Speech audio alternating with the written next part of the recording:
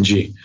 ਆਪਾਂ ਸਟਾਕ ਦੀ ਗੱਲਬਾਤ ਕਰਨੀ ਆ। ਅੱਜ ਬੈਂਕਾਂ ਦੇ ਜਿਹੜੇ ਸਟਾਕ ਆ, ਉਹ ਮੂੰਦੇ ਭਾਅ ਡਿੱਗਦੇ ਦੇਖੇ ਗਏ ਹੈਗੇ ਆ।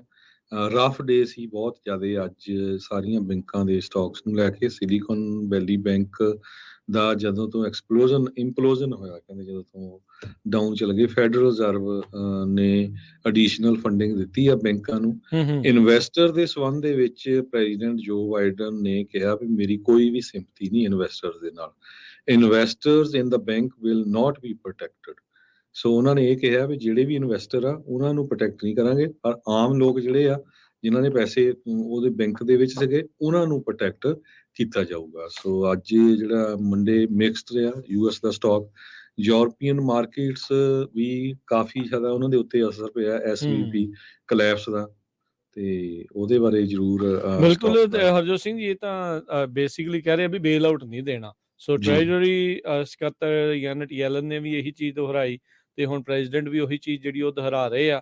ਕਹਿੰਦੇ ਵੀ ਜਿਹੜੇ ਤੁਹਾਡੇ ਐਸੈਟਸ ਆ ਉਹਦੇ ਹਿਸਾਬ ਦੇ ਨਾਲ ਹੀ ਜਿਹੜਾ ਉਹ ਦੇਖਿਆ ਜਾਊਗਾ ਵੀ ਕਿੰਨੇ ਕੁ ਹੈਗੇ ਆ ਤੇ ਕਿੰਨੇ ਕੁ ਤੁਹਾਨੂੰ ਜਿਹੜੇ ਉਹ ਦਿੱਤੇ ਜਾ ਸਕਦੇ ਆ।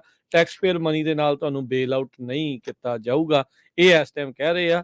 ਇਹ ਸਿਚੁਏਸ਼ਨ ਚੇਂਜ ਵੀ ਜਿਹੜੀ ਉਹ ਹੋ ਸਕਦੀ ਹੁੰਦੀ ਆ, so you never know.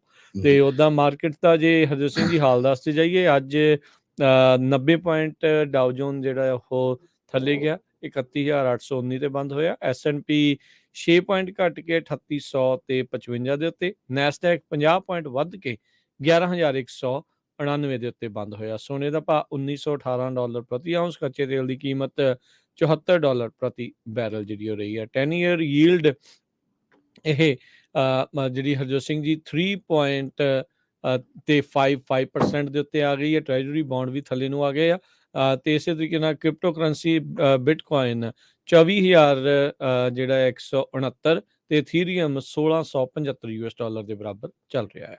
First Republican bank 61.83% ਉਹਦਾ ਸਟਾਕ ਅੱਜ ਥੱਲੇ ਗਿਆ। ਵੈਸਟਰਨ ਅਲਾਇੰਸ ਬੈਂਕ ਕਾਰਪ ਦਾ 57.06%, ਕੀ ਕਾਰਪ ਦਾ 27.33%, ਬੈਂਕ ਆਫ ਅਮਰੀਕਾ ਦਾ 5.81% ਤੇ ਚਾਰਲਸ ਸ਼ਵਾਬ ਦਾ 11.57%। ਇੱਕ $US ਦੇ ਬਰਾਬਰ ਇੰਡੀਆ ਦੇ $82 ਤੇ 42 ਪੈਸੇ ਰਹੇ ਆ। ਇੱਕ $US ਦੇ ਬਰਾਬਰ ਕੈਨੇਡਾ ਦੇ $1 ਤੇ 37 ਸੈਂਟ। ਜੀ। ਆਪਾਂ ਸਟਾਕ ਦੀ ਗੱਲਬਾਤ ਕਰਨੀ ਆ। ਅੱਜ ਬੈਂਕਾਂ ਦੇ ਜਿਹੜੇ ਸਟਾਕ ਆ, ਉਹ ਮੂੰਦੇ ਭਾਅ ਡਿੱਗਦੇ ਦੇਖੇ ਗਏ ਹੈਗੇ ਆ। ਰਫ ਡੇ ਸੀ ਬਹੁਤ ਜ਼ਿਆਦੇ ਅੱਜ ਸਾਰੀਆਂ ਬੈਂਕਾਂ ਦੇ ਸਟਾਕਸ ਨੂੰ ਲੈ ਕੇ। ਸਿਲੀਕਨ ਵੈਲੀ ਬੈਂਕ ਦਾ ਜਦੋਂ ਤੋਂ ਇੰਪਲੋਜ਼ਨ ਹੋਇਆ, ਕਹਿੰਦੇ ਜਦੋਂ ਤੋਂ ਡਾਊਨ ਚਲ ਗਏ, ਫੈਡਰਲ ਰਿਜ਼ਰਵ ਨੇ ਅਡੀਸ਼ਨਲ ਫੰਡਿੰਗ ਦਿੱਤੀ ਆ ਬੈਂਕਾਂ ਨੂੰ। ਇਨਵੈਸਟਰ ਦੇ ਸੰਬੰਧ ਦੇ ਵਿੱਚ ਪ੍ਰੈਜ਼ੀਡੈਂਟ ਜੋ ਬਾਈਡਨ ਨੇ ਕਿਹਾ ਵੀ ਮੇਰੀ ਕੋਈ ਵੀ ਸਿੰਪਥੀ ਨਹੀਂ ਇਨਵੈਸਟਰ ਦੇ ਨਾਲ। Investors in the bank will not be protected. So ਉਹਨਾਂ ਨੇ ਇਹ ਕਿਹਾ ਵੀ ਜਿਹੜੇ ਵੀ ਇਨਵੈਸਟਰ ਆ ਉਹਨਾਂ ਨੂੰ ਪ੍ਰੋਟੈਕਟ ਨਹੀਂ ਕਰਾਂਗੇ, ਪਰ ਆਮ ਲੋਕ ਜਿਹੜੇ ਆ ਜਿਨ੍ਹਾਂ ਨੇ ਪੈਸੇ ਉਹਦੇ ਬੈਂਕ ਦੇ ਵਿੱਚ ਸੀਗੇ ਉਹਨਾਂ ਨੂੰ ਪ੍ਰੋਟੈਕਟ ਕੀਤਾ ਜਾਊਗਾ। ਸੋ ਅੱਜ ਜਿਹੜਾ ਮੰਡੇ ਮਿਕਸਡ ਰਿਹਾ US ਦਾ ਸਟਾਕ। ਯੂਰਪੀਅਨ ਮਾਰਕੀਟਸ ਵੀ ਕਾਫੀ ਜ਼ਿਆਦਾ ਉਹਨਾਂ ਦੇ ਉੱਤੇ ਅਸਰ ਪਿਆ SVP ਕਲੈਪਸ ਦਾ, ਤੇ ਉਹਦੇ ਬਾਰੇ ਜ਼ਰੂਰ ਬਿਲਕੁਲ ਹਰਜੋਤ ਸਿੰਘ ਜੀ, ਇਹ ਤਾਂ ਬੇਸਿਕਲੀ ਕਹਿ ਰਹੇ ਆ ਵੀ ਬੇਲ ਆਊਟ ਨਹੀਂ ਦੇਣਾ। ਸੋ ਟ੍ਰੈਜਰੀ ਸਕੱਤਰ ਯੈਨਟ ਯੈਲਨ ਨੇ ਵੀ ਇਹੀ ਚੀਜ਼ ਦੁਹਰਾਈ, ਤੇ ਹੁਣ ਪ੍ਰੈਜ਼ੀਡੈਂਟ ਵੀ ਉਹੀ ਚੀਜ਼ ਜਿਹੜੀ ਉਹ ਦੁਹਰਾ ਰਹੇ ਆ। ਕਹਿੰਦੇ ਵੀ ਜਿਹੜੇ ਤੁਹਾਡੇ ਐਸੈਟਸ ਆ ਉਹਦੇ ਹਿਸਾਬ ਦੇ ਨਾਲ ਹੀ ਜਿਹੜਾ ਉਹ ਦੇਖਿਆ ਜਾਊਗਾ ਵੀ ਕਿੰਨੇ ਕੁ ਹੈਗੇ ਆ ਤੇ ਕਿੰਨੇ ਕੁ ਤੁਹਾਨੂੰ ਜਿਹੜੇ ਉਹ ਦਿੱਤੇ ਜਾ ਸਕਦੇ ਆ। ਟੈਕਸ ਪੇਅਰ ਮਨੀ ਦੇ ਨਾਲ ਤੁਹਾਨੂੰ ਬੇਲ ਆਊਟ ਨਹੀਂ ਕੀਤਾ ਜਾਊਗਾ, ਇਹ ਇਸ ਟਾਈਮ ਕਹਿ ਰਹੇ ਆ। ਇਹ ਸਿਚੁਏਸ਼ਨ ਚੇਂਜ ਵੀ ਜਿਹੜੀ ਉਹ ਹੋ ਸਕਦੀ ਹੁੰਦੀ ਆ, ਸੋ ਯੂ ਨੈਵਰ ਨੋ।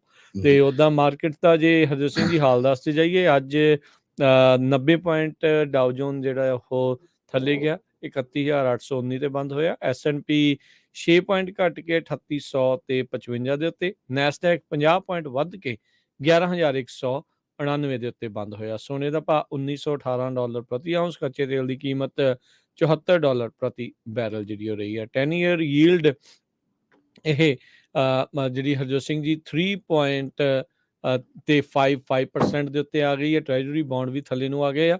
ਤੇ ਇਸੇ ਤਰੀਕੇ ਨਾਲ ਕ੍ਰਿਪਟੋ ਕਰੰਸੀ ਬਿਟਕੋਇਨ 24,000 ਜਿਹੜਾ 169 ਤੇ ਇਥੀਰੀਅਮ $1675 ਦੇ ਬਰਾਬਰ ਚੱਲ ਰਿਹਾ ਆ।